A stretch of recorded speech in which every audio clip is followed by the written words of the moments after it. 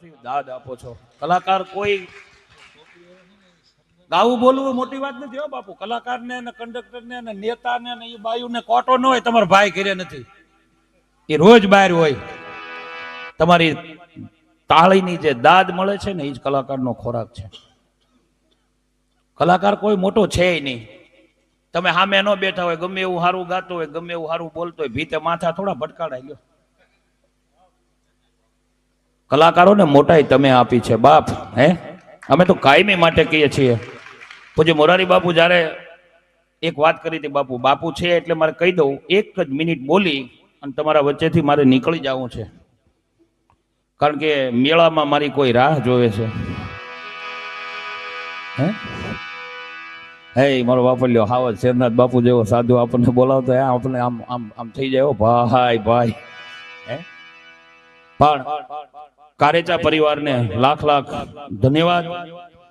આજે આહિરોના જે સરસ્વતીના ઉપાસકો છે, માં ભગવતીના ઉપાસકો છે, જે કલા ભગવાને એને આપી છે, અખિલ બ્રહ્માંડના માલિક કૃષ્ણ પરમાત્માની કૃપા થઈ છે.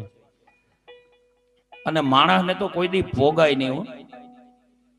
માન સરોવરની કથામાં પૂજ્ય મોરારી બાપુને કોઈ પ્રશ્ન કર્યો હતો કે બાપુ તમે ગામડો ગામ જઈ, શહેરો શહેર જઈ અને રામકથા અને ધર્મની વાતો કરો છો, તમને લાગે છે આ દુનિયા સુધરી જવાની છે?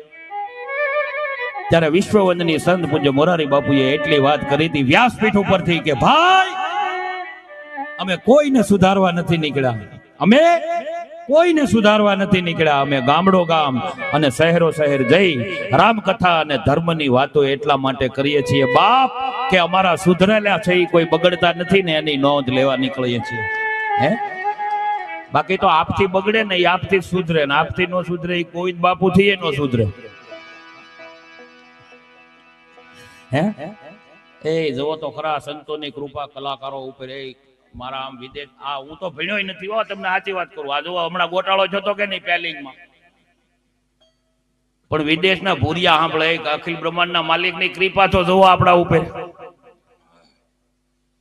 એ ખબર ન પડી ગુજરાતી વાળા ઇંગ્લિશ જાણતા હોય એને પૂછી લે, જોક્સ કર્યો હોય દાંત કાઢ્યા હોય ને તો એ ઓલાને પૂછે કે તમે બધા હસો છો કેમ? તો ઓલો ઇંગ્લિશમાં કહે ઈ મારા બેટા મોવા આવેલા.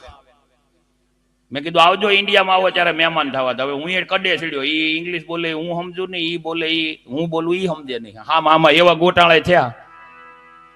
મેં કીધું આવો આવો. હા પછી મારા પપ્પા મને ક્યાં ફરવા લઈ જા, ઠેઠ વિદેશ થી આવ્યા, પણ મેં કીધું આ ઇંગ્લિશ ગુજરાતી સમજતા નથી પપ્પા, ઇંગ્લિશ જ બોલે. મને કે કલાકાર થઈને આવી વાત કરે, જા ઈશારામાં સમજાવી દેજે. લઈ ગયો ભાઈ, નાખ્યો ડખો ગાડીમાં. કનુભાઈ કલસરિયા આપણા ડોક્ટર ધારાસભ્ય છે ને, અહીંયા ડેમ બનાવ્યો છે નિકોલ બંધારો, ત્યાં પાળા ઉપર ગાડી ઉભી રાખી, બારણું ખોલીને મેં કીધું બેન અમારો ડેમ. ત્યાં તો મને ઇંગ્લિશમાં કહે વાવ. મેં કીધું વાવ ને તારો બાપ તળાવ છે જો. ત્યાં તો મને ઇંગ્લિશમાં કહે વેરી નાઇસ. મેં કીધું તું નાઇસ તો જ હું નાઇસ હો, નકર આઠા પાણી હું નહીં નાઇસ. મેં કીધું બેન આમાં અમારી ભેંસ્યું નાઈ તો એ ભેંસ્યુંમાં સમજ્યા નહીં. મને કે વોટ મિનિંગ ભેંસ? અને પછી તો મેં ઇંગ્લિશ ઠપકાર્યું પણ ધનુર ઉપડી ગયો ભૂરિયા એ કડાળા પાસે. પછી તો મેં કીધું, મને કે વોટ મિનિંગ ભેંસ? મેં કીધું પાડા ઇઝ વાઇફ. આમાં પાડાના ધર્મ પત્ની નાઈ તારા બાપ, અમે નો નાઈ. હે આમાં નાઈ ટોલા પડે. એટલે સમગ્ર કાચા પરિવારને, કારેચા પરિવારને, અમારા બધા કલાકારો વતી મથુરડિયા આપણો નાનો ભાઈ, આપને જે દર્શન થયા છે, આપના દર્શન કરી અને ધન્ય આ કાયાને સમજે છે. એટલે બીજા કલાકારોને આપણે માણવા છે. હું વચ્ચે હવે તમારી વચ્ચે દિવાલ બનવાનો નથી, કારણ કે પ્રોગ્રામ તો રોજ હોય. અને આપણે બામણવાડા આવજો 27 તારીખે. એ મારો બાપલ્યો આનંદ કરીશું બધા. હું તો જોશી પરામન મોશી પરામન અવારનવાર હોઉં.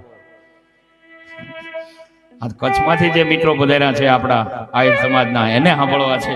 એટલે તમે બધાએ શાંતિથી અમને બધાને દુઆસનમાં સાંભળ્યા એ બદલ તમારો ખૂબ ખૂબ આભાર. બધાને જય મુરલીધર અને જય શ્રી કૃષ્ણ.